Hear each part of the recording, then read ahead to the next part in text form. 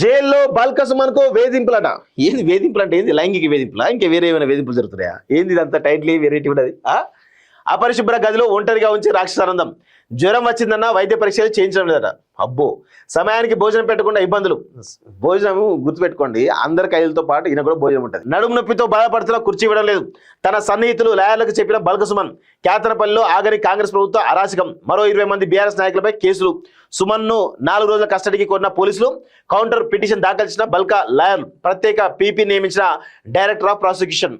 So అండగా ఉంటాం, అధైర్యపడకండి అంటూ చూస్తాను. ఇక మీరు చేసినటువంటి అరాచకాలు అక్రమాలపైన వాళ్ళు చేసిన దాడు, పోలీసులపై దాడులు చేస్తే ఏమనద్దా? వాస్తవంగా కేతనపల్లిలో అసలు ఆ వివేక్ అనేటోడికి నిజంగా ఇంత కూడా రాజకీయ తెలివి ఉండదు, రాజకీయ పరిపక్వతనే ఉండదు. ఏమైతే కేతనపల్లి ఉంటేది పోతేది. నిజంగా ప్రజాబలం ఎవరికి ఉన్నది? వాళ్ళిద్దరికి కలిపి ఉన్నది. వాళ్ళకి ఇచ్చేసి అయిపోతుంది. ప్రజా అభిప్రాయానికి వ్యతిరేకంగా ఈరోజు నీచగా వివరించింది వివేక్ కదా. సో దాన్ని అడ్డుకున్నది బాల్కసుమన్. దానిలో ఉద్రేకపూరితంగా పోయి పోలీసులపై దాడి చేసిండు. ఈయన సమన్వయంగా ఉండాలన్నా ఈయన కూడా అదే చేసిండు. ఇద్దరే.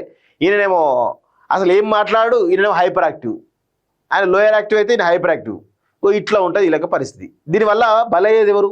సామాన్య కార్యకర్తలు కదా. మీరేమైనా అవుతారా? మీరు 100,000 కోట్ల రూపాయలు ఉన్నారు, ఈయన 100,000 కోట్ల రూపాయలు ఉన్నాడు. అంత దోచుకున్న డబ్బులే. నడుమ సామాన్య కార్యకర్తలు బలైతున్నారు. ఇదెక్కడ న్యాయం? నాకు అర్థం కాదు. చూడండి, నాయకుల ఆధిపత్య పోరులో బలయ్యేది కార్యకర్తలే. ఇది గుర్తుపెట్టుకోండి.